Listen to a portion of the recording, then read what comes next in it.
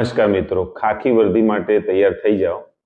ગુજરાત સરકારે ઘણા મોટા પાયે પીએસઆઈ કોન્સ્ટેબલની જાહેરાત બહાર પાડી છે।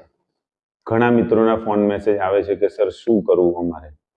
ખાસથી કહું છું, દોડવાવાળો વર્ગ ઓવર રનિંગ ના કરશો।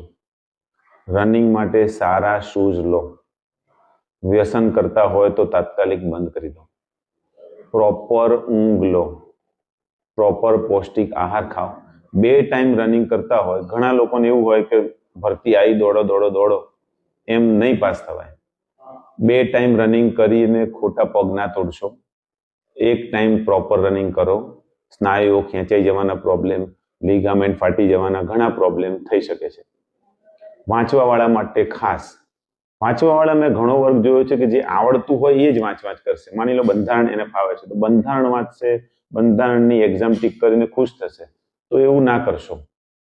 4 પાર્ટ બનાવો। પાર્ટ એ માં જે તમને ખૂબ ફાવે છે, પાર્ટ બી જે તમને ઓછો સબ્જેક્ટ ફાવે છે, પાર્ટ સી નથી આવડતું, અને પાર્ટ ડી તમને આવડતું પણ નથી અને તમને પસંદ પણ નથી, અને એ કોર્સમાં છે તો પાર્ટ ડી થી તમે ચાલુ કરો। જેમ કે મેથ્સ રિઝનિંગ છે, નથી આવડતું, પસંદ નથી, તો મેથ્સ રિઝનિંગ થી જ ચાલુ કરો।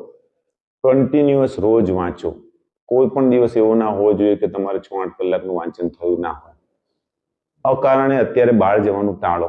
કોઈ લાંબો પ્રવાસ કરવાનો હોય તો ટાળો। રાત્રેનું જાગવાનું પણ ખૂબ ટાળો। વ્યવસ્થિત ઊંઘ લો।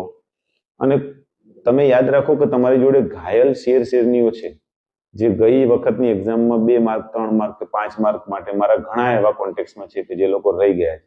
એ લોકો એકદમ આતુરતાથી રાહ જોઈને બેઠા છે કે આ એક્ઝામ આવે, એટલે તમારે એ લોકો જોડે કોમ્પિટિશન કરવાની છે। એટલે ખાસથી વાંચવામાં ધ્યાન રાખો।